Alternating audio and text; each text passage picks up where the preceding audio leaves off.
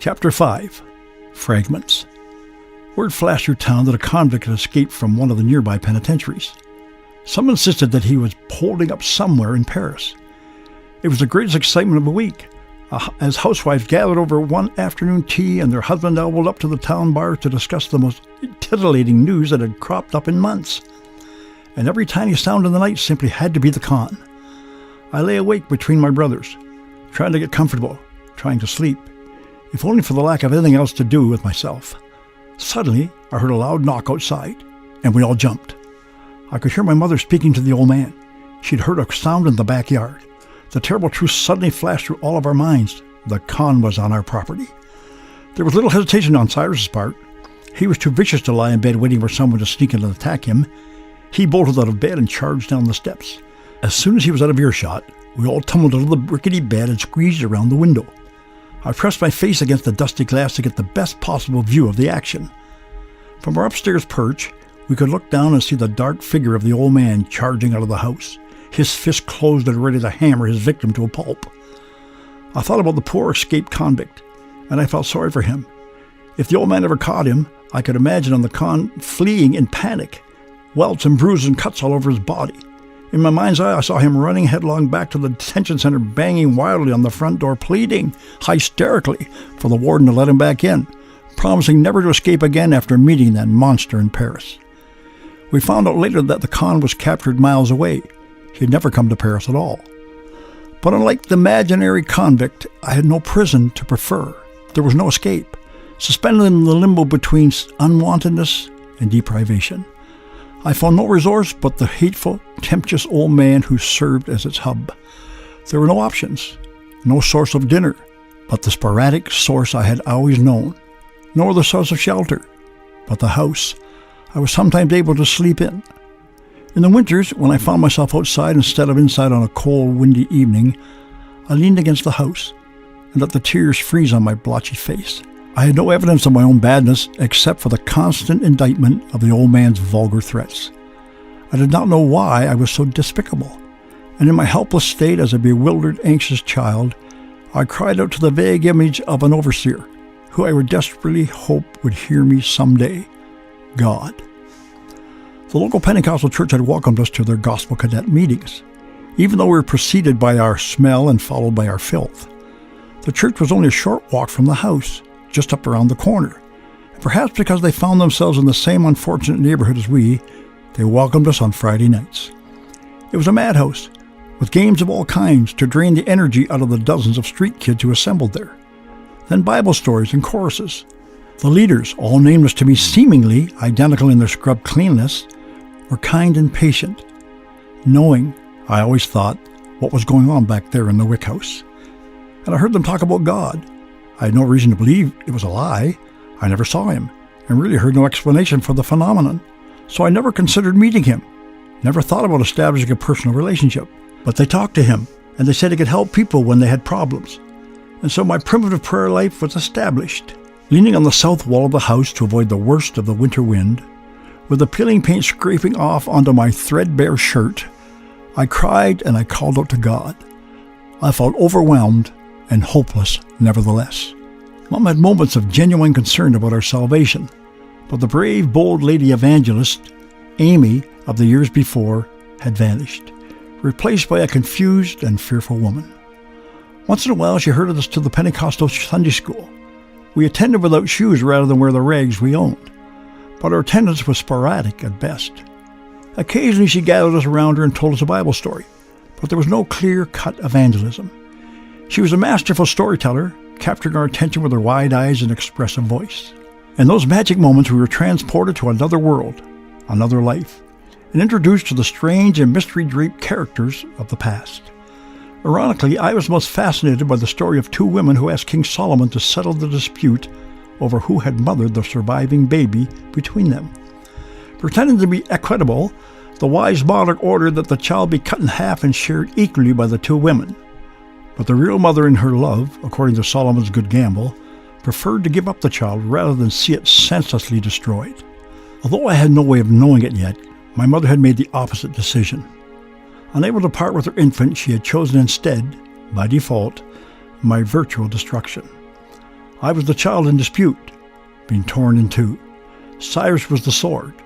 There was no wise Solomon to make the best decision, nor in fact any decision at all. Mom's sporadic storytelling sessions accomplished no change, produced no hope for the fragmented family. Even as I acquired my own first New Testament, when the Gideons came to school to make their usual presentation, the event was more marked by humiliation than by hope. The Gideons had carefully engraved the name of each student on this personalized, pocket-sized testament. As the organization's representative called out the names, one by one, my schoolmates marched to the front to claim their prizes. I felt my heart beating a little faster as the A's were dispensed with and the B's began. Then I heard the terrible mistake. "Mary Blair, the man calls?" I was horrified. The class exploded with laughter and catcalls. "It's Maury Blair," I corrected him lamely, my face burning with shame. The rest of the class carried their New Testaments home with them at the end of the school day. I went home empty-handed, to face the hell the old man would once again bring with him. Days later, my corrected New Testament would be handed to me privately after school. I rarely read it, and failed to understand the stuffy King James dialect when I read it. Not till years later would its impact be felt in my life. People were concerned. People were praying for me, but I never knew. The leaders of the gospel cadets, suspecting some of the turmoil in our home, were praying for all of us. People driving by our house or driving by as we hitchhiked from place to place with our mother prayed for us through the years, but seldom stopped to help. Across the river from our house stood a mill. The workers watched us on the brakes as we cavorted in our steep backyard, riding the flimsy fence at the edge of our little yard, threatening every moment to go tumbling down the ridge into the river, or tobogganing down the ridge on the scraps of cardboard. Some literally watched us grow up on the riverbank and wondered how we ever survived. During moments of relief, on long summer days when school was out and Cyrus was safely cloistered in someone's house with his plastering business, the rigid fear exploded free and took form in wild play. We played frenetic hockey with a tennis ball in the front yard. Our property became the neighborhood boxing ring or baseball diamond. We brought mounds of dry leaves from the neighbor's yard and dumped them in our yard to play in. "We don't have trees on our property," he fumed. "Look at that mess." My brothers and I excelled in neighborhood terrorism. Next door, the notorious Mrs. Dudley became a favorite target. We climbed her trees against her wishes, knocked out her windows playing baseball, and kept her generally aggravated.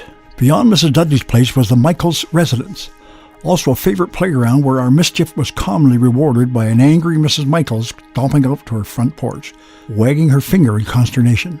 Across the street were the Hartmans, whose daughter Donna inspired us to rock throwing and other guerrilla tactics. Ori's old grandma lived down the street. She sat on her veranda and resolutely ignored us as our rock missiles bounced all around her.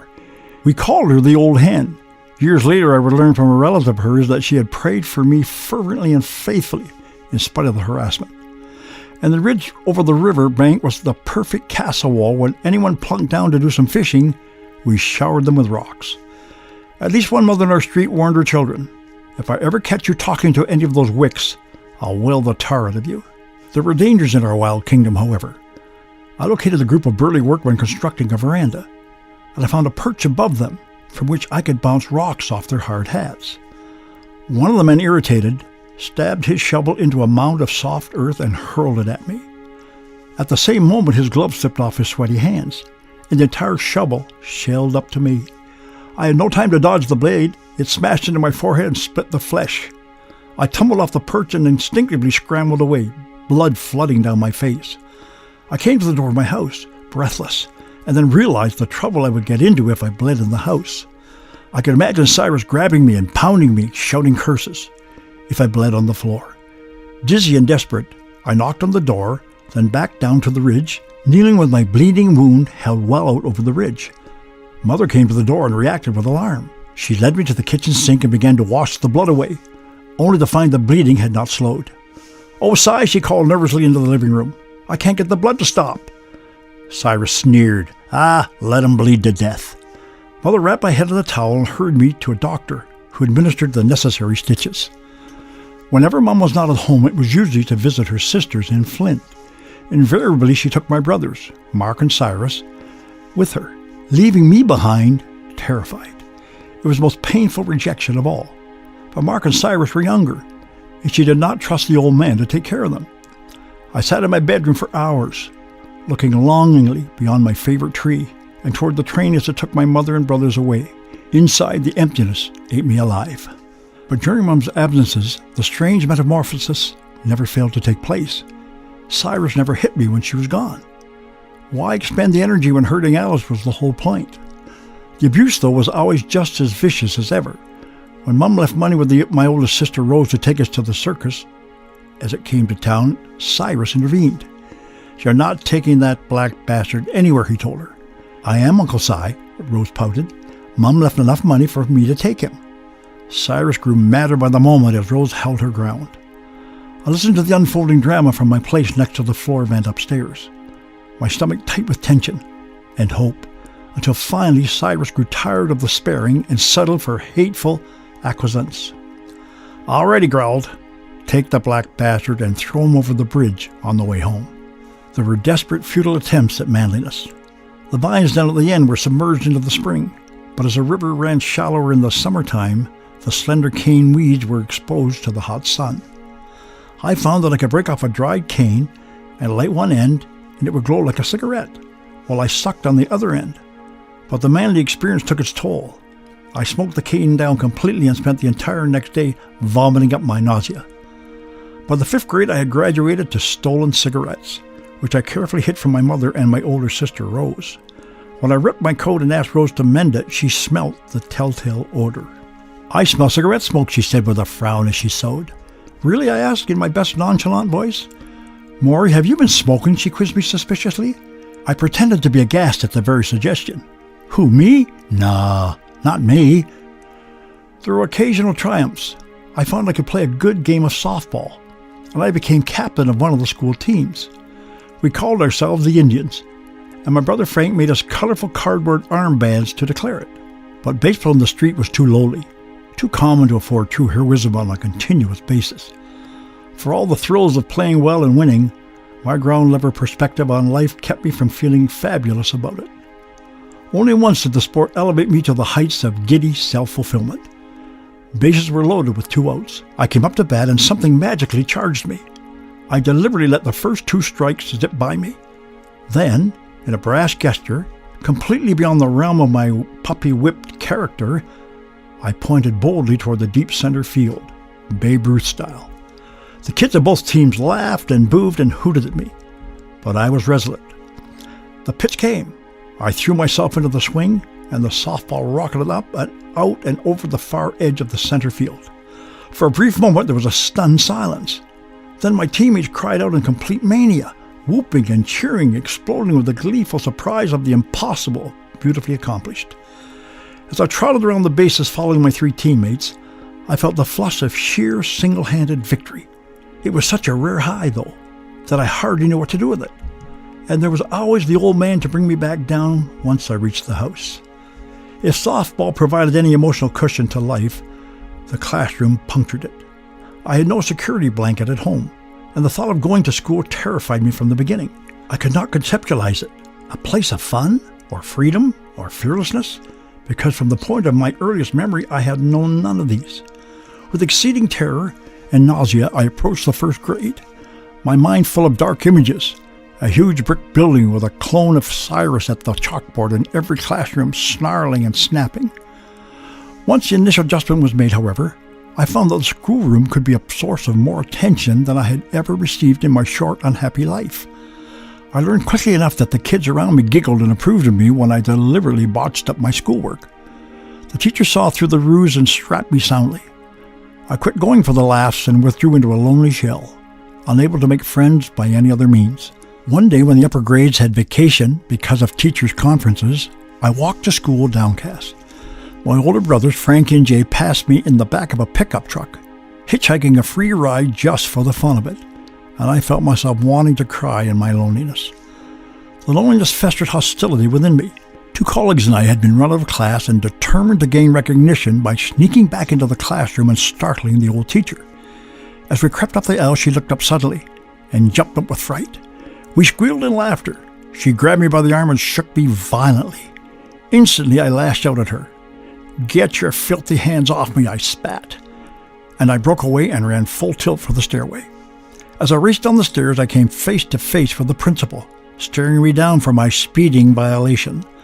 I turned back to go back up the stairs and found myself cut off by the infuriated teacher looking down at me from above. Panicky, I clutched my stomach and screamed, "I'm sick!" and fled past the principal and out of the building.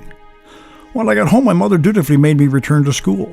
Soon I was sheepishly facing the teacher again, expecting to be whipped severely. But the punishment was miraculously spared. "More, I could give you the strap for this," she offered, quietly, "but it wouldn't help. And I know you're having a difficult time at home." It was an embarrassing way to let me off the hook, almost worse than getting the strap, for it told me she knew the grueling humiliation and mental torture I was being subject to. It made me all the more distant and withdrawn to think that the people in town could see through the terrible truth. I was a rat, trapped in my own house. But it was evident the terrible truth had always a way of poking through.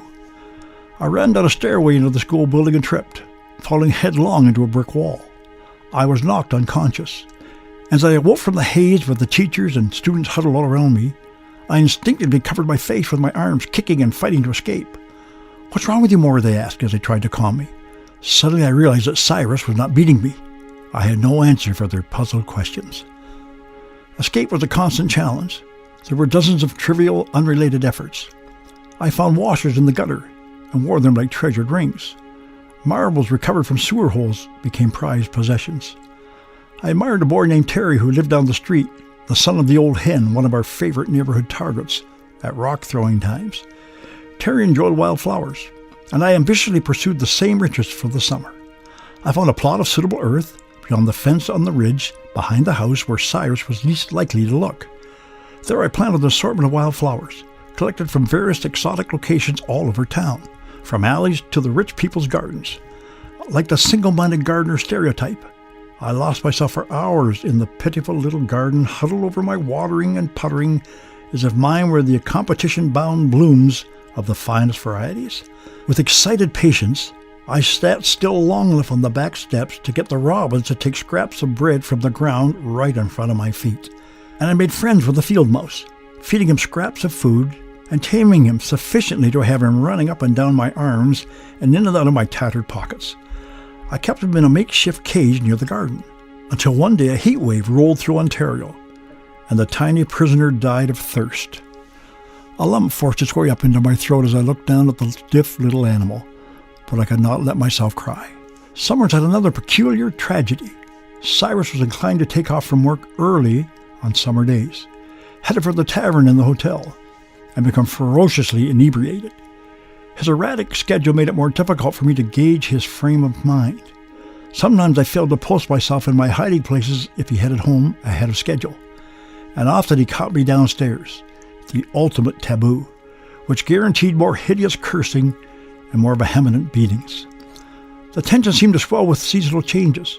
Summer slivered things in our house until on many occasions my mother farmed me out to trusted neighbors for a day or two at a time, to let things cool off, to assuage Cyrus's vicious fury. There were not many neighbors inclined to take in such a rank little ragamuffin, but folks from across the Pentecostal church could be relied on to treat me well if they could be persuaded to take me at all. The separation from familiar, in spite of the horrors of home, disturbed me. I never felt at ease in anyone else's home. One night my mother installed me in the house across the street. I lay in the prescribed bed alone, a luxury of sorts, except that I was nervous and fidgety. The foreign atmosphere, the relative cleanliness, perhaps, or maybe just the suggestions of unwantedness that the whole thing represented, kept me awake and troubled. And then I heard the sound of a mouse gnawing under the bed. My pet must have given me no great love of wild mice, particularly one gnawing uninvited under me in the middle of the night. The man of the house stopped by my room to check on me and found me out of bed, dressing. "What are you doing?" he asked, a little startled. "I'm going home," I replied with determination. "I'll take my chances." He tried to talk me out of the decision, but I could not stay there. I was too flighty, too disturbed, too settled in, even for one night. The man knew what I would face at home. "How you get in?" he asked. "I'll find a way to get in." In moments, I was standing at the front door, peering up at the bedroom window directly above it. The house was entirely dark. I knew if I awakened Cyrus, I was dead.